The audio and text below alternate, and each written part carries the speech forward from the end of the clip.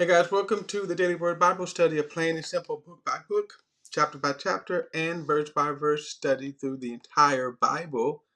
Currently, we are in Matthew chapter 5, and we're talking about the Sermon on the Mount. Now, kind of bear with me because it seems I'm having a lot of problems with my feed, and so I just don't know what's kind of going on with this here. So bear with me because I'm going to say, okay, I think I'm online right now. All right. I think I'm online. Like I said, I've been having a lot of problems for some reason with my feed. Uh, so, um,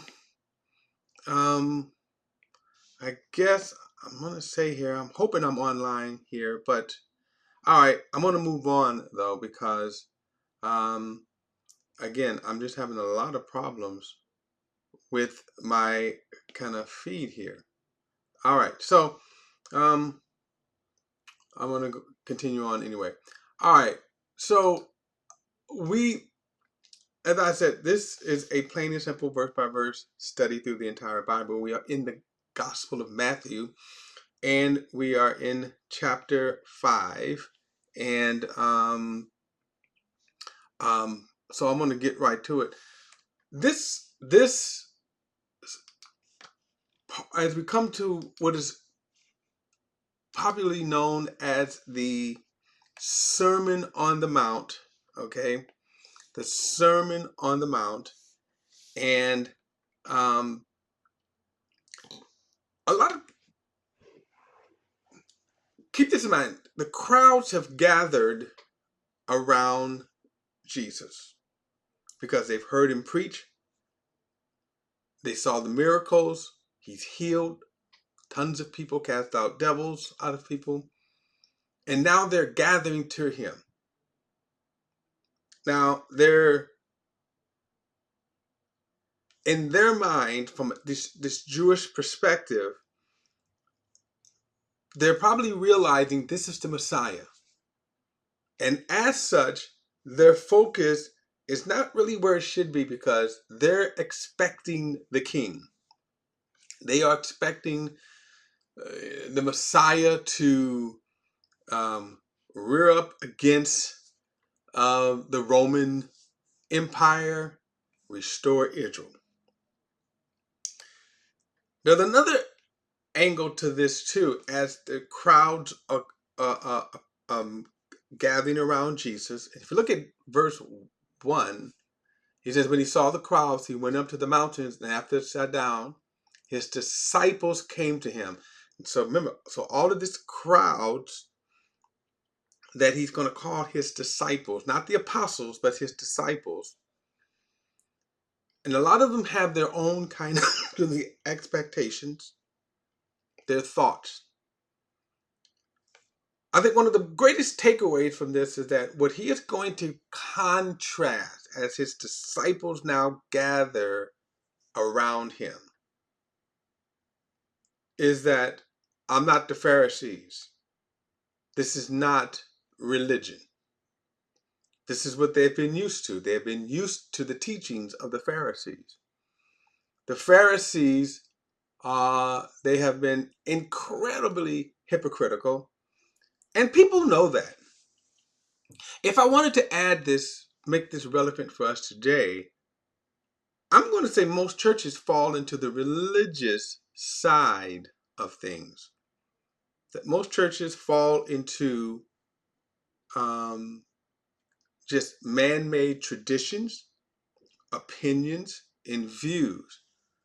Oh yeah, they certainly teach on the word, they draw scriptures, but usually it kind of falls into, and I think unconsciously we fall into a religious framework. When Jesus is getting ready to kind of really give his criteria of what righteousness is. Later he's going to say, except your righteousness exceeds the righteousness of the Pharisees, he says, you won't enter the kingdom of heaven. And so, and so, um, as they come to him, they're not going to get the normal traditions, opinions, and bloviating from the Pharisees. He's now going to tell them, this is what I am going to now teach you about. I'm going to give you my standard of righteousness. So the first thing he says, then he began to teach them, saying, verse 3, the poor in spirit are blessed. Now, one thing is,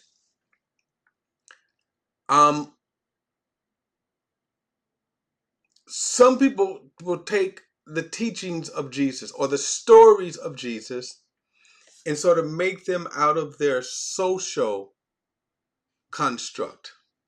Now, you hear people say a lot, well, Jesus was a good teacher. He fed the poor. He cared about the poor. While that is true, that Jesus did care about the poor, Jesus, that's not what he's talking about in this sermon. That's my point here. When he says, so verses 3-9, what Jesus is going to build in us is character. This is not even about attitudes. This is not about having a cheerful attitude or a proper attitude. They call them the beatitudes. That's not what this is about. This is godly character. So the very first thing he says is the poor in spirit are blessed. Now, the word blessed, I think I got into it last time, where it means to be in a state of happiness now, or a state of contentment. And that usually is caused by something. And in this case, you are blessed because you come to God empty. And that's, you'll be surprised at the pride that people, when they come to God. That here's God, what I'm bringing to the table. This is what I'm going to bring to the table. And you hear people who get mad at God, people get disappointed. Why? Because this is what they bring to the table, which God doesn't accept. Notice he said, blessed are the poor in spirit. He's not talking about, again, he's not talking about poverty. He's not talking about any, the poor people. But he's saying your character should be, when you come to God, blessed are the poor. You're empty. I have nothing to give God.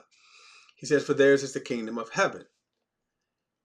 Then he says, those who mourn are blessed, for they will be comforted.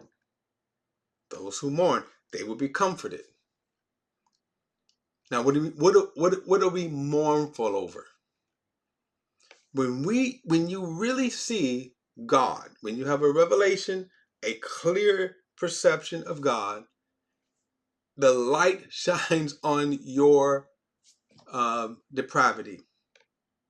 And you realize how wretched you are. He says, but you will be comforted. But look at this, verse 5. The gentle are blessed.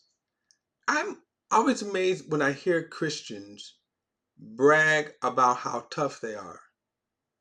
Brag about, for example, you hear how people, what they love about President-elect is how brash he is.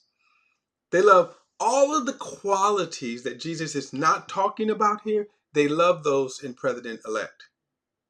Christians I'm talking about. That's what they love about him. How he speaks his mind. I might add that Proverbs says the fool speaks all his mind, but I do digress. He says the gentle are blessed, for they will inherit the kingdom of heaven, the kingdom of earth. They will inherit the earth.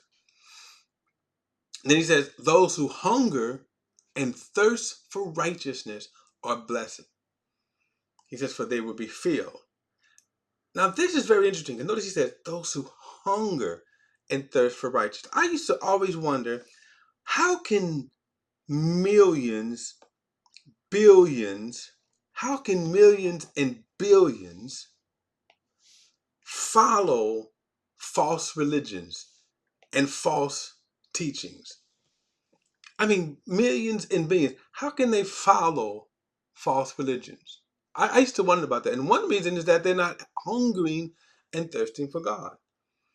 if it's anything that I would, um, if it's anything that I would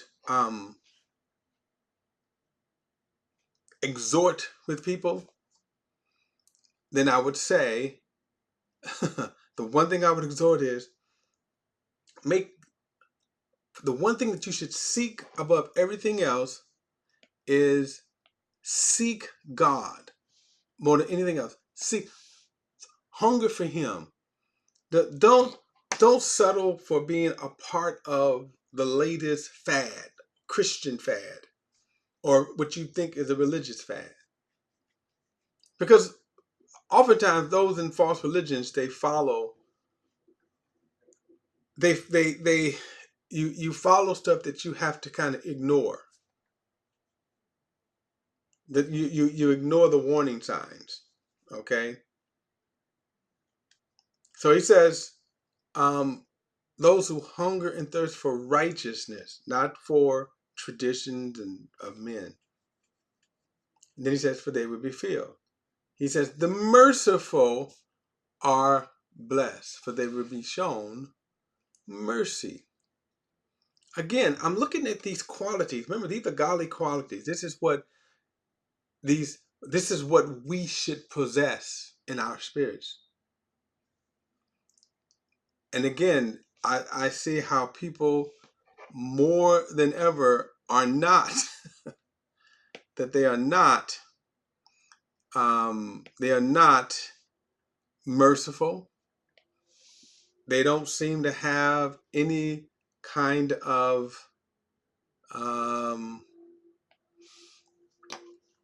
what can I say? They don't seem to have any kind of quality about mercy these days. Verse 8, the pure in heart are blessed, for they will see God. Look at this one, verse 9.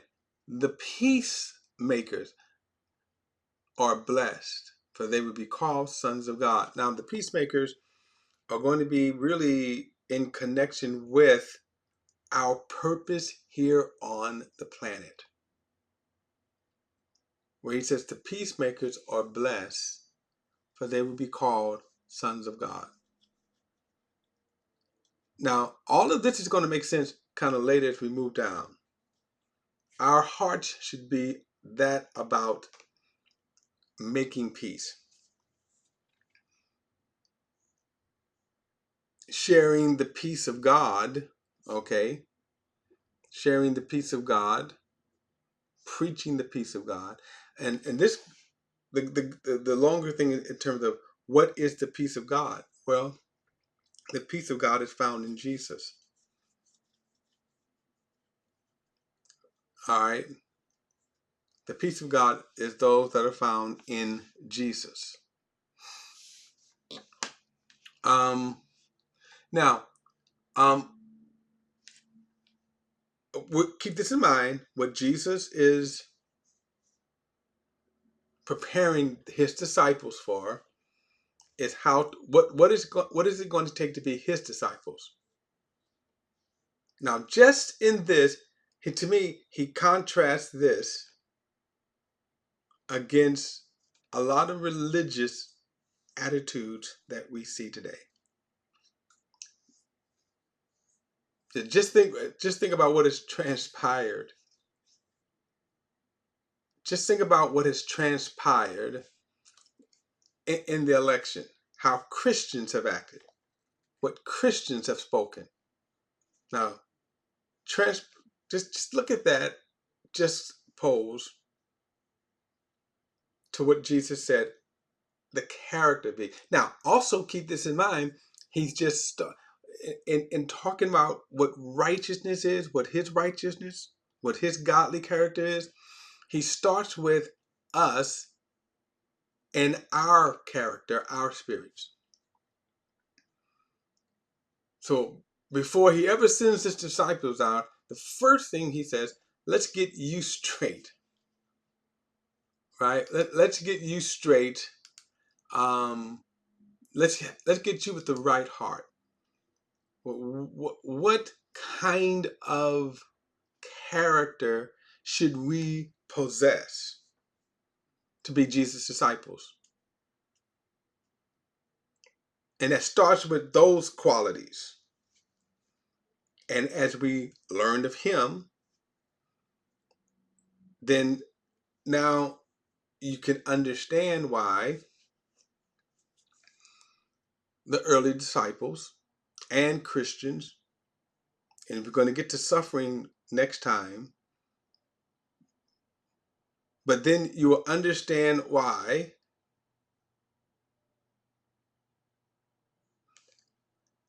and what is the purpose, okay, of Christian suffering. Now, all of this will make sense later as Jesus goes on, because he's going to get into how we should perform religious acts. But the very first thing is what is going to be stark differently than just say me being a part of a religion, being a part of a religious society. Believe it or not, religion can be so selfish. Okay, that religion can be really, really selfish. Because think about it, you go when you are religious, you're in it for what you think you're going to be. Let me give you an example. Jehovah Witnesses, they knock on your door. And they will tell you that they're knocking on your door to share the good news of the kingdom for you. And they are doing that according to what they have been programmed to think. But you know, the greater reason why they are knocking on your door is because they want to earn points to go to heaven. So in other words, if they could go to heaven without knocking on your door, they wouldn't knock on your door. So that's again that now same thing with a lot of Christians. Why do we go to church every Sunday? We go to church to get our fill. We go to church or we do acts because we think it's going to directly benefit us. You follow whatever teaching because you think it's going to benefit you. So when Jesus gives us these qualities here, he says, now, how are you going to be content, happy, fulfilled? See, the godly characters. That's why Christians could be in any kind of situation and condition and be happy because what? The characters that Jesus says here, because he is the one that is going to fill us. He is the one. And in doing so, what is going to happen is that, and I'll get to this later because I'm kind of jumping ahead, we're going to be a witness for the world to see. And that's what Jesus is preparing his disciples for. But he first has to kind of arrest their religious attention. And we'll get more into that next time. And hopefully my feed will be better. But don't forget to like and share this video and subscribe to BP The Bible Perspective. And as always, if you have a thought or comment, add it to the comment section below. All comments are welcome. And I will see you in the next study. Again, hopefully my feed will be better because I don't know what's going on here. But I'll see you next time.